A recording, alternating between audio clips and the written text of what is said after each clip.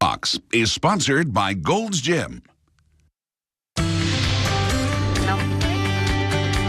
may think getting a good leg workout while suffering from knee or joint pain may be difficult, but we've got fitness expert Brandon Gonzales joining us with some tips on what you can do if you find yourself in that situation. Good morning. Good morning.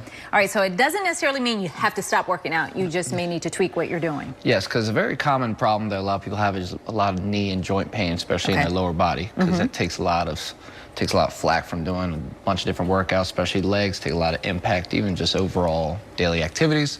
You still impact your knees a lot. So it doesn't mean that you're doing something wrong. It just could mean that you're doing a lot of something.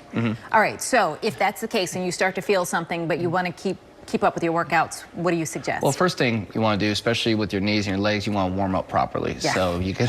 And we skip that. I was just saying that yesterday. I don't stretch the way I used to, and that's a problem. Yeah, stretching is very important, especially with warming up. You want your muscles warm because you try to do it cold. There's higher risk for injury and pull strains, things like that. All right, so what do I do when I actually get into the workout? Okay, so modified, I guess, versions. Yes, so first we're gonna do it with the lunge. A lot of people like to do the forward walking lunge, but that puts a lot of unnecessary strain on your knee. Okay. So instead, we're gonna actually do a reverse lunge. So it's gonna target more of your hamstrings and your glutes.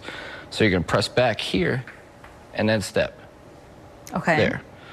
Because this way, your shin is going straight up and down.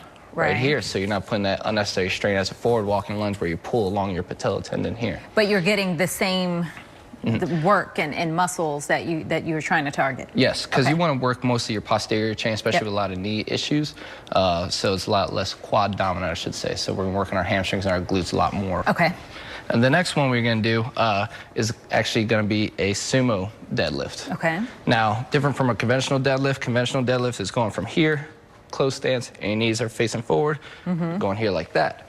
But with sumo, your feet are pointed 45 degrees out. Okay. So your knees are actually flaring out, so it actually takes a little bit less tension off your knees and focus it primarily on your inner thighs. Okay. So you're gonna here, and you're just gonna lower yourself down and press through your heels, so you're gonna feel it on your inner thighs and also in your glutes here.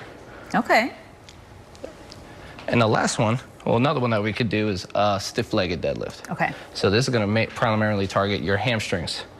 Now, if your balance isn't good, you can do it with 2 feet. Hold it right here, knees slightly bent. You're going to push your hips back. There. So you're going to feel the stretch all throughout your hamstrings. Through here. Now, if the weight is too light, or if you want to increase your balance, try to do it with one leg. So you want to do it here. Yeah, it gets a little tricky. But you just want to lower yourself slowly. Very good. And come back down. All right, those are good starters to get somebody going if you're having some kind of injury. So you don't, I mean, if you do have some kind of injury or pull, you don't have to stop working out. You just may have to tweak what you're going to do.